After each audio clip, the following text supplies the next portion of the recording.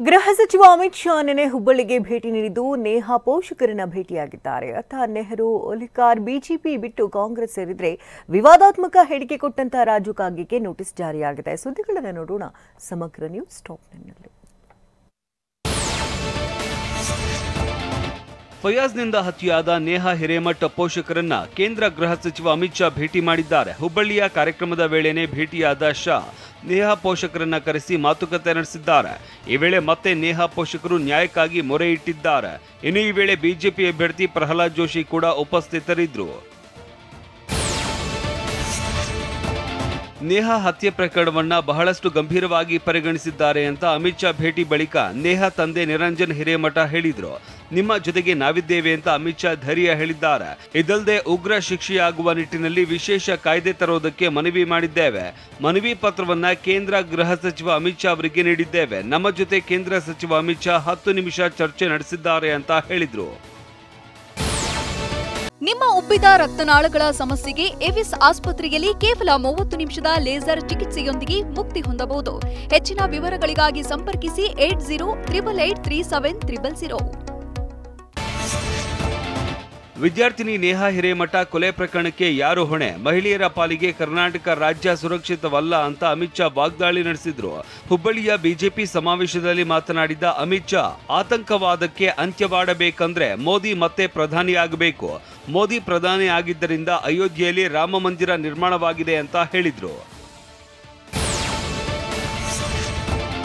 ಮಾಜಿ ಶಾಸಕ ನೆಹರು ಓಲೇಕಾರ್ ಬಿಜೆಪಿ ತೊರೆದು ಕಾಂಗ್ರೆಸ್ ಸೇರಿದ್ದಾರೆ. ಯಾದಗಿರಿಯ ಕಾಂಗ್ರೆಸ್ ಸಮಾವೇಶದಲ್ಲಿ ಎಐಸಿಸಿ ಅಧ್ಯಕ್ಷ ಖರ್ಗೆ ಸಮ್ಮುಖದಲ್ಲಿ ಓಲೇಕಾರ್ ಪಕ್ಷ ಸೇರ್ಪಡೆಯಾಗಿದ್ದಾರೆ. ಹಾವೇರಿ ಕ್ಷೇತ್ರದ ಬಿಜೆಪಿ ಮಾಜಿ ಶಾಸಕ ನೆಹರು ಓಲೇಕರ್ರನ್ನ ಶಾಲು ಹಾಕಿ ಮಲ್ಲಿಕಾರ್ಜುನ ಖರ್ಗೆ ಪಕ್ಷಕ್ಕೆ ಬರಮಾಡಿಕೊಂಡ್ರು. ಈ ವೇಳೆ CM Siddaramaiah, DCM D K Shivakumar ಉಪಸ್ಥಿತರಿದ್ದರು. ವಿವಾದಾತ್ಮಕ ಹೇಳಿಕೆ ನೀಡಿದ್ದ ಶಾಸಕ ರಾಜು ಕಾಗೆಗೆ ನೋಟಿಸ್ ನೀಡಲಾಗಿದೆ. ಜುಗುಳ ಮಂಗಾವತಿಯಲ್ಲಿ ಕಡಿಮೆ ಲೀಡ್ ಕೊಟ್ಟಲ್ಲಿ ವಿದ್ಯುತ್ ಸ್ಥಗಿತಗೊಳಿಸುವುದಾಗಿ ಹೇಳಿದ್ದ ಬೆಳಗಾವಿ ಜಿಲ್ಲೆ ಕಾಗವಾಡ ಕಾಂಗ್ರೆಸ್ ಶಾಸಕ ರಾಜು ಕಾಗೆಗೆ ನೀತಿ ಸಂಹಿತೆ ಉಲ್ಲಂಘನೆ ಹಿನ್ನೆಲೆ ನೋಟಿಸ್ ಜಾರಿ ಮಾಡಲಾಗಿದೆ. 24 ಗಂಟೆ ಒಳಗೆ ವಿವರಣೆ ನೀಡುವಂತೆ ರಾಜು ಕಾಗೆಗೆ ಸೂಚನೆ ಕೊಡಲಾಗಿದೆ. ಅನುಮತಿ ಇದ್ದರೂ ಕೆಎಸ್ ಈಶ್ವರಪ್ಪ ಚುನಾವಣಾ ಪ್ರಚಾರಕ್ಕೆ ಚುನಾವಣಾ ಅಧಿಕಾರಿಗಳು ತಡೆ ಹಿಡಿದಿದ್ದಾರೆ. ಶಿವಮೊಗ್ಗ ಜಿಲ್ಲೆ ಶಿಕಾರಿಪುರ ತಾಲೂಕಿನ ಶಿರಾಳಕೊಪ್ಪದಲ್ಲಿ ಘಟನೆ ನಡೆದಿದೆ.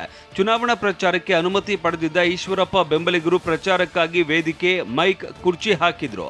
ಆದರೆ ಚುನಾವಣಾಧಿಕಾರಿಗಳು ಅಂತಿಮ ಕ್ಷಣದಲ್ಲಿ ಅನುಮತಿ ನಿರಾಕರಿಸಿದ್ದು ಈಶ್ವರಪ್ಪ ರಸ್ತೆ ಬದಿಯಲ್ಲಿ ನಿಂತು ಭಾಷಣ ಮಾಡಿದ್ದಾರೆ. ಅಸ್ಸಾಂನಲ್ಲಿ ಮಾಫಿಯಾ ರಾಜ್ ಇದ್ದಾರೆ ಅಂತ ಪ್ರಿಯಾಂಕಾ ಗಾಂಧಿ ವಾಗ್ದಾಳಿ ನಡೆಸಿದ್ದಾರೆ. ಕಾಂಗ್ರೆಸ್ ಪಕ್ಷದಲ್ಲಿದ್ದಾಗ ನಿಮ್ಮ ಮುಖ್ಯಮಂತ್ರಿ ಮೇಲೆ ಗಂಭೀರ ಆರೋಪಗಳಿದ್ದವು. ಬಿಜೆಪಿ ಸೇರಿದ ತಕ್ಷಣವೇ ಅವರು ಎಲ್ಲ ಆರೋಪಗಳಿಂದ ಮುಕ್ತರಾದ್ರು. ಬಿಜೆಪಿ ವಾಷಿಂಗ್ ಮಿಷಿನ್ ಡೆವಲಪ್ ಮಾಡಿದೆ, ಅದರಲ್ಲಿ ಭ್ರಷ್ಟರನ್ನ ಹಾಕಿ ಆರೋಪ ಮುಕ್ತರನ್ನಾಗಿ ಮಾಡುತ್ತೆ ಅಂತ ಕಿಡಿಕಾರಿದ್ದಾರೆ.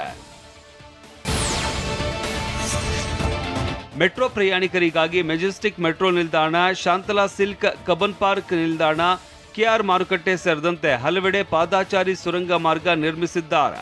ಆದರೆ ಉದ್ಘಾಟನೆ ಆದರೂ ಜನರ ಸೇವೆಗೆ ಲಭ್ಯವಾಗಿಲ್ಲ.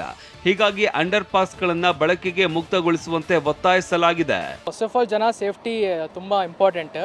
ಅದು ಅಂಡರ್ ಪಾಸ್ ಇದೆ ಅಂದರೆ ಅವರಿಗೆ ಓಪನ್ ಮಾಡಬೇಕು. ಯಾಕೆ ಅಂದರೆ ಯಂಗ್ಸ್ಟರ್ ಅಂದರೆ ರೋಡ್ ಕ್ರಾಸ್ ಮಾಡ್ಬೋದು, ಟ್ರಾಫಿಕ್ ರೂಲ್ ಫಾಲೋ ಮಾಡಿ. ಸ್ವಲ್ಪ ಜನ ಸೀನಿಯರ್ ಸಿಟಿಸನ್ಸ್ ಇರುತ್ತೆ, ಅವರಿಗೆ ಅಂಡರ್ ಪಾಸ್ ಇದ್ದರೆ ಸ್ವಲ್ಪ ಸುಲಭ ಆಗುತ್ತೆ. ಬೆಂಗಳೂರು ಉತ್ತರ ತಾಲೂಕು ಕಿತ್ತನಹಳ್ಳಿಯಲ್ಲಿ ಚಾಮುಂಡೇಶ್ವರಿ ದೇವಿಯ ಜಂಬೂ ಸವಾರಿ ನೆರವೇರಿತು. ರಾಜ್ಯದಲ್ಲಿ ಭೀಕರ ಬರಗಾಲ ಆವರಿಸಿರೋದ್ರಿಂದ ಭಕ್ತರು ಮಳೆಗಾಗಿ ಹರಕೆ ಹೊತ್ತುಕೊಂಡ್ರು.